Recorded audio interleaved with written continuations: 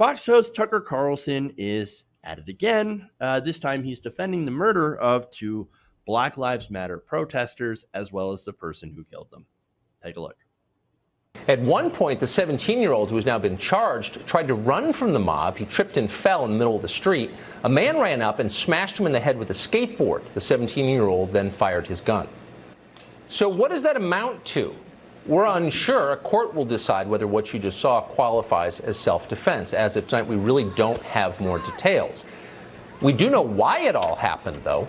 Kenosha has devolved into anarchy because the authorities in charge of the city abandoned it. People in charge from the governor of Wisconsin on down refused to enforce the law. They stood back and they watched Kenosha burn. So are we really surprised that looting and arson accelerated to murder? How shocked are we that 17-year-olds with rifles decided they had to maintain order when no one else would? All right, so there is a lot to that. Wow. All right, so first off, no, the reason that this happened is not because the leaders stepped back to watch Kenosha burn. No, it's because the police officers shot someone in the back 7 times. That's why this is happening. That's the whole flash. That's what started the whole thing. Bad police officers doing bad things. And notice how he leaves out the context when he says, I mean, are we really surprised? Why this looting and arson accelerated to murder, basically making it sound like it's the protesters' fault that there was murder. You shouldn't have been doing the arson or looting. Shouldn't have done that, right? So no, here's what happened. Okay, Kyle Rittenhouse, 17-year-old who illegally possessed a firearm, illegally brought it over state lines into Wisconsin, and then shot 3 people. He killed 2 of them. Another one lost their arm. That's what happened. Okay. That's when, and again, Tucker Carlson, he talks about the mob chasing him as if, of course, he is the victim here, right? You know, they started chasing him after he shot someone. Okay. Did you hear Tucker Carlson say that at all? Nope. No context. And by the way, somebody threw, and we've seen this, go on around the internet, right? Around the right wing. Oh, I can't. They threw a Molotov cocktail at him. No, they didn't. It was a plastic bag. It was a plastic bag with what looked like an empty soda bottle in it. The picture itself is incredibly blurry, and so it's very difficult to see what was actually in the bag. But it was not a Molotov cocktail. Okay, so somebody threw a baggie at this kid. He responded with gunfire, killing someone, and then was chased down.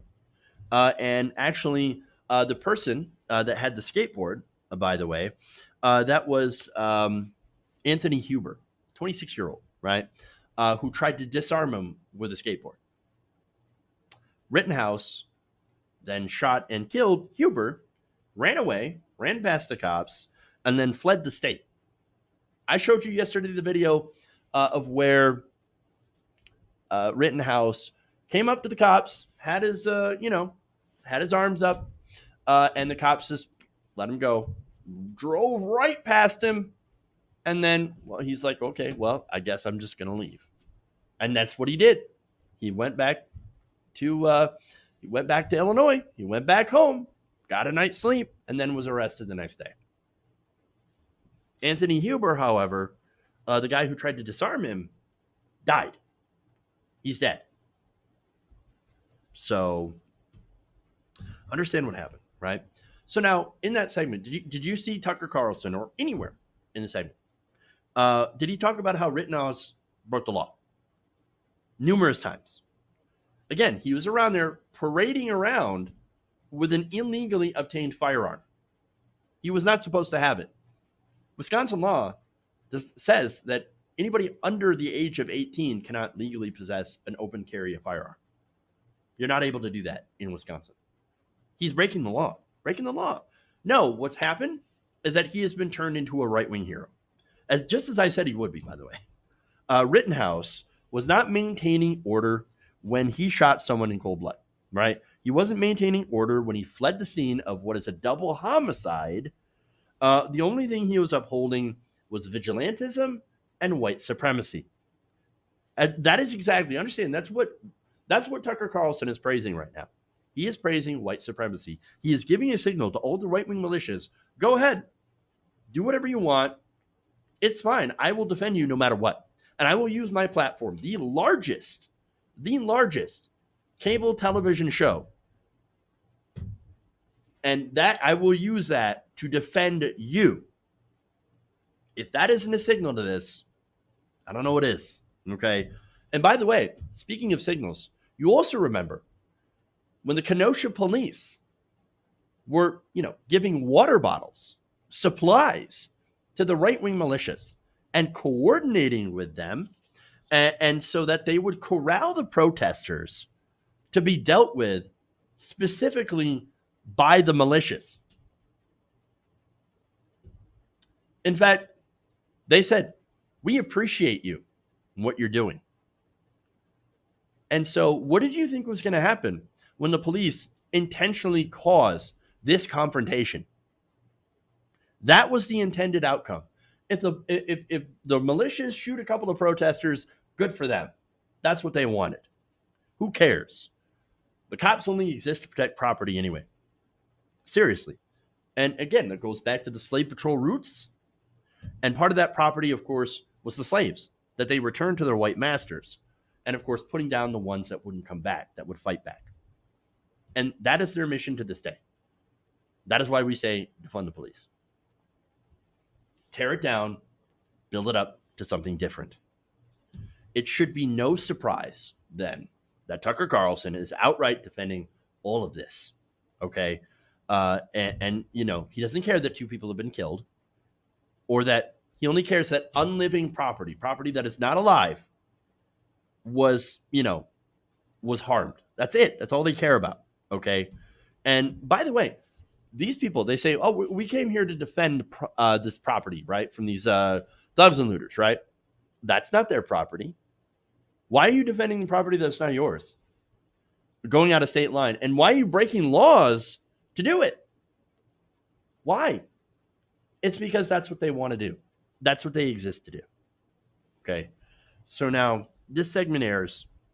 And before I go to that, actually, look, I've told you before, Kyle Rittenhouse was only there, and the militias were only there for one reason, right?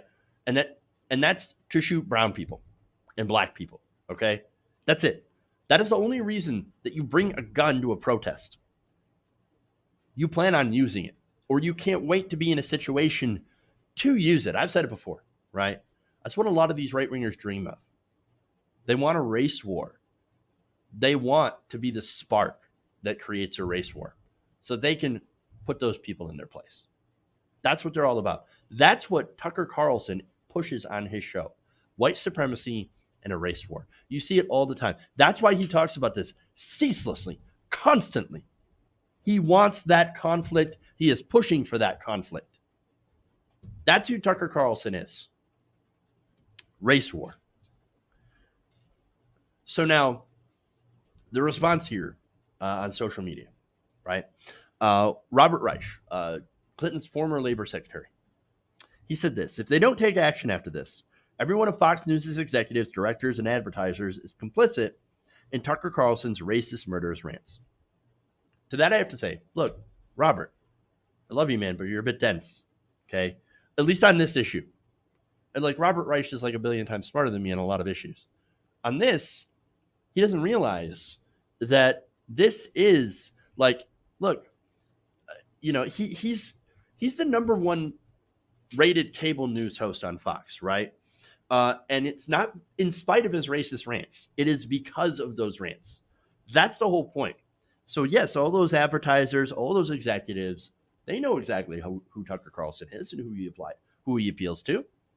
They let him do it because it makes them money, and it pushes their message, the message of the Mercers, the message of the I can't think of their name now. The family, the Murdochs. Those are the people that fund Tucker Carlson. Those are the people that keep him on the air. Okay. He gives the viewers what they want too, which is big old helpings of white supremacy and racism.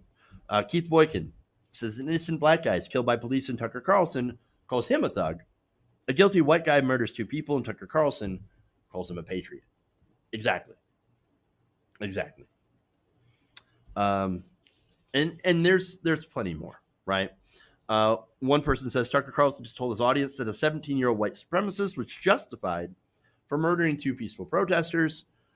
He basically sent out a whistle call for an all-out race war. But I know you get this whole thing that, oh no, they weren't peaceful. Were they? Somebody threw what looked to be an empty soda bottle inside a plastic bag. And so obviously that warranted with him returning fire with bullets. It's not even on the same playing field. It's not even. More. Matthew Gertz works for Media Matters. Says the first 10 minutes of tonight's Tucker Carlson tonight are the closest thing I've ever seen to a pure, unfiltered fascism in American public life, going out to the largest cable news audience ever. He's absolutely right. Another person says, if this 17-year-old with a rifle had been black, I can guarantee you that he would be spewing a very different narrative. Also agree. Somebody who's a lot nicer to Tucker Carlson says, he's a bombastic TV personality, but this crosses the line. Defending a murderer for politics? Really? Well, look, I got news for you. This is who Tucker Carlson is and always has been. Do you guys remember? I showed you a video where you had Tucker Carlson calling Iraqi citizens, semi-literate monkeys.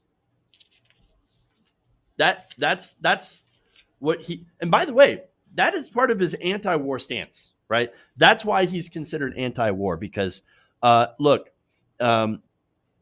his position is that the semi-literate monkeys are not worth protection, right? They're not worth our intervention. Leave them to their own devices, he says. That's it. Not worth our time. So it's frustrating to me, right?